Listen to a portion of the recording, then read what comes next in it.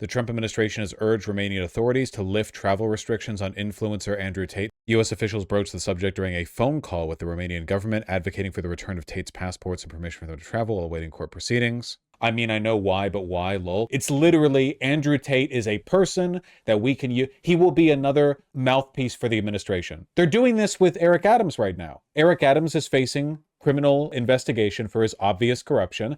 By lightening the pressure on him, you have him as like a permanent agent. Andrew Tate will be a permanent agent. Everyone will be a forever mouthpiece. Didn't you say he was nowhere near the size he used to be? He isn't.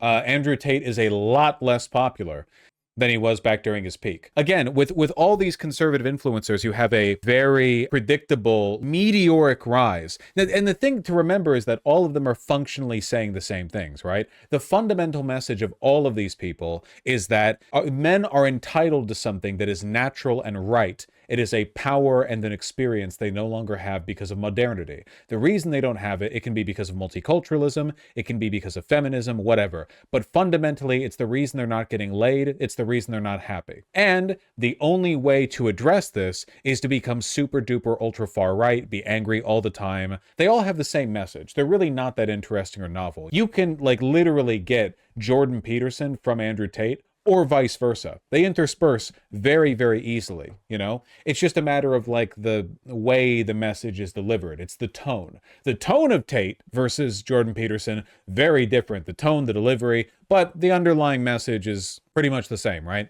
You know, the administration's basically just looking to use these people as an indefinite mouthpiece. But they rocket up in popularity because they're so samey, and a lot of these people are very mentally unstable. A lot of them are criminals. Inevitably, then their instability, that's what happened with. It was instability with Jordan Peterson. It was criminality with Tate, though instability played a factor in that. They have a fall off, and they just become parodies of themselves. Jordan Peterson has just been a parody of himself for years now. Andrew Tate literally gave up on being a messenger to people and started just like calling people the N-word on Twitter because it drove blue checkmark engagement and he got a little bit of money from Twitter. When you no longer have the ability to promote any kind of meaningful message, you consolidate, you close ranks around the people who already care about you, and you milk them for all that they're worth until eventually there's nothing left.